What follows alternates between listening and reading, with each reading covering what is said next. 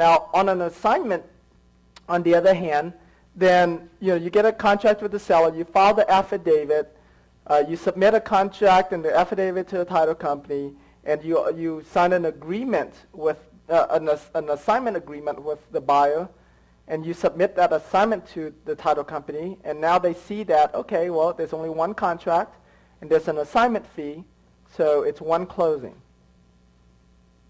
Okay? You guys got that? Can I move on? No. You are slow riders, man. Okay, Tim, while they're writing, let me ask you this question. Going back to the flex option from yesterday, that you said to go ahead and we do that first, and then we go with the contract. Once you find a buyer. My question on the flex option is, if you're out there announcing to all these buyers the exact address, even though you have a flex option, they could still circumvent you, They correct? can, yes.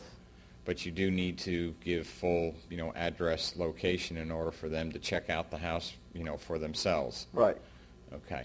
Just want to make sure I had that clear. Right. And see, in cases where the house is vacant, you're pretty safe because there's nobody there. Okay. In cases where the house is occupied, then it requires you to have a stronger rapport with the seller, and you tell the seller what you're doing. It's like, I'm in the business of buying and immediately reselling houses, so I'm going to send some of my associates and some of my buyers by to take a look at the house and inspect the house for me. So, and then you schedule a time with them. And so in that case, then the buyer has to make an appointment, so you know which buyers are coming out. But yeah, that is a disadvantage in the flex option, is that the buyer can circumvent you easier. Does it? A lot of time it doesn't happen, but sometimes that does happen. You just move on to the next deal. Yeah, you just don't deal with that buyer again.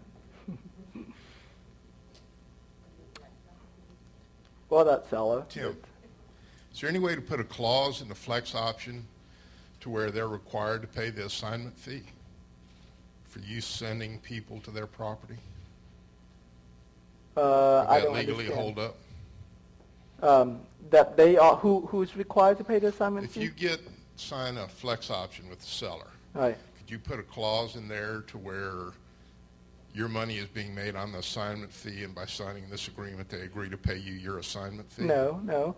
The flex option agreement says that, hey, I agree to buy the house from you for this amount. Whatever I sell on top of that, I get to keep. So they're not paying any assignment fee. Okay, I'm just trying to figure a way to lock in your fee so they don't go around you.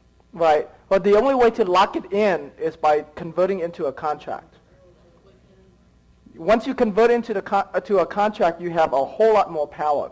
Okay, and so if you see a deal and you know for sure it's a deal, that you can find a buyer for this, it's whatever, it's 50 cents on the dollar, then go ahead and use a contract. You can skip the flex option altogether.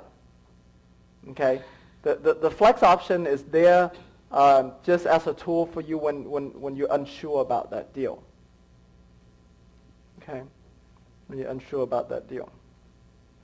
And for those of you who are starting out, it's a way for you to just get a lot of experience in dealing with the seller and dealing with the buyers, contacting them.